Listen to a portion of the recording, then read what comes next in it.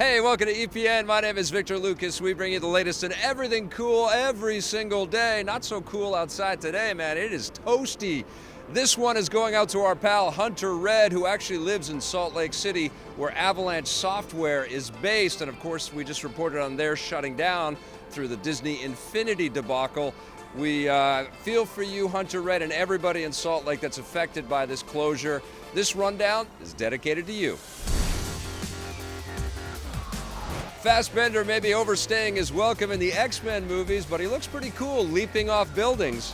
Take a look at the upcoming Assassin's Creed movie in action. The parkour is on point and the imagery could certainly live comfortably in the game series, but the trailer is virtually wordless, so it's too soon to say if we're going to believe the journey that Fassbender's Callum Lynch takes as he transfers his consciousness back to his ancestor, Aguilar de Nera, a 15th century Spanish assassin during the time of the Inquisition. Remember, there is no new Assassin's Creed game this holiday season, so this flick will have to feed our addiction. Assassin's Creed the movie hits theaters December 21st. Looks like we might be getting a new Sons of Anarchy spin-off series. Ever since Sons creator Kurt Sutter canceled his own follow-up show, Bastard Executioner, can I just stop and say, wow, the cojones on this guy? Anyway, now that he's free from that show's entanglements, he's back in talks with FX to create a Sons of Anarchy spin-off based around the Mayans motorcycle club. If you recall, in the main series, they were sometimes allies and sometimes enemies to Jax Teller's Sam Crow crew. It looks like Jimmy Smits, who played Nero Padilla on Sons, may be returning in some capacity, and depending on what time period the spin-off is set, there may be some cameos from some of the original Sons cast. Vanity Fair reports that Kurt Sutter has hired Elgin James to be the co-creator on the show because he wanted to find a strong Latino voice to help him tell this story. Sons of Anarchy honestly got a little too dark and depressing for me towards the end, but I was a big fan of that show and Sutter's previous work on The Shield, so I for one can't wait for this spin-off. We'll keep you posted on details.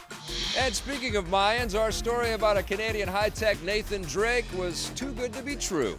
We reported the other day that a Canadian teenager had found a lost Mayan city in a Mexican jungle. Well, we, along with news outlets and Facebook spammers all over the world, were premature in calling this young man an archaeological hero. We applaud William Gattery's curiosity, but it turns out that the ruins he thought he had spotted using satellite technology is, in fact, a fallow cornfield. Additionally, the lost city idea in particular is off base because the area where Gattery was examining had been combed over by archaeologists for decades and is in fact very close to the excavation site of another ancient Mayan city called Uxul. Hopefully William Gattery continues his studies though. The kid has clearly got a bright future. And of course we apologize for getting everybody hyped up. Hope you hadn't already booked your ticket to go check that city out. Hey, stop plotting your next move in Civilization Beyond Earth because we've got to tell you that the next Civ is out this year. We honestly don't know how Firaxis is able to crank these massive strategy games out so quickly, but Civilization 6 is scheduled for release from 2K on October 21st. All of the game features that were introduced in Civ 5 are back, including trade routes, religious systems, and archaeology, and the designers are doing their best to create gameplay that breaks some of the play patterns Civ diehards have grown accustomed to. The geography in the game will play a much greater role in the success of your cities, which will actually sprawl across the map and are broken down into individual districts this time. Additionally, Firaxis is intent on making the multiplayer experience a speedier one so that matches don't drag on for the better part of a day. As you can see, the art style is a little more cartoony than previous Civ games, and there is an obvious attempt to appeal to hardcore Civ fans and new players alike. We should be able to get some hands-on time soon. With both Battlefield 1 and Civ 6, October 21st is now a huge date for the game industry. Start saving your pennies.